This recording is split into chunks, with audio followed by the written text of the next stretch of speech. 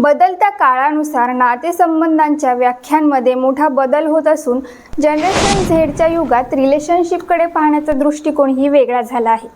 Dating apps नंतर आता काही देशांमध्ये रेंट अ गर्लफ्रेंड म्हणजेच तासावर किंवा दिवसावर गर्लफ्रेंड भाड्याने घेण्याचा अनोखा ट्रेंड वेगाने लोकप्रिय होत असल्याची माहिती समोर आली आहे. जपानमध्ये सुरू असलेली ही संकल्पना आता चीन, दक्षिण कोरिया आणि थायलंड सारख्या आशियाई देशातही सामान्य झाली आहे.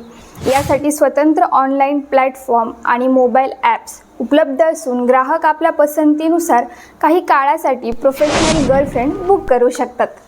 या सेवेत सहभागी होणाऱ्या मुलींना कंपन्यांकडून विशेष प्रशिक्षण दिले जाते. त्या ग्राहकांसोबत फक्त सामाजिक स्तरावर वेळ घालवतात.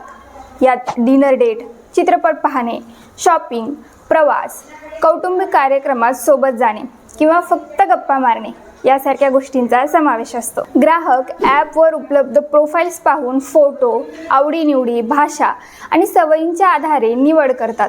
त्यानंतर ठराविक वेळेचा स्लॉट बुक केला जातो आणि त्या वेळेत मुलगी क्लायंटला भेटते.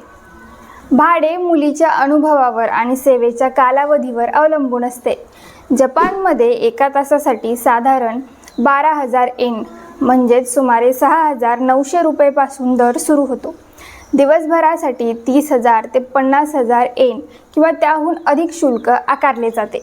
याशिवाय प्रवास, जेवण किंवा मनोरंजनाचा खर्च ग्राहकालाच करावा लागतो. एकटेपणा, सामाजिक दबाव, कौटुंबिक कार्यक्रमांना जोडीदाराची गरज किंवा केवळ सोबत मिळावी यासाठी अनेक तरुण या सेवेचा वापर करत असल्याचे सांगितले जाते. काहींसाठी ही केवळ सोशल कंपॅनियनशिपची सुविधा आहे. तंत्रज्ञानामुळे नात्यांचे स्वरूप बदलत असताना रेंट अ गर्लफ्रेंडसारख्या संकल्पनांमुळे आधुनिक समाजातील रिलेशनशिपच्या बदलत्या प्रवाहावर पुन्हा एकदा चर्चा सुरू झाली आहे. या संकल्पनेवर तुमचं काय मत आहे कमेंट करून आम्हाला कळवा.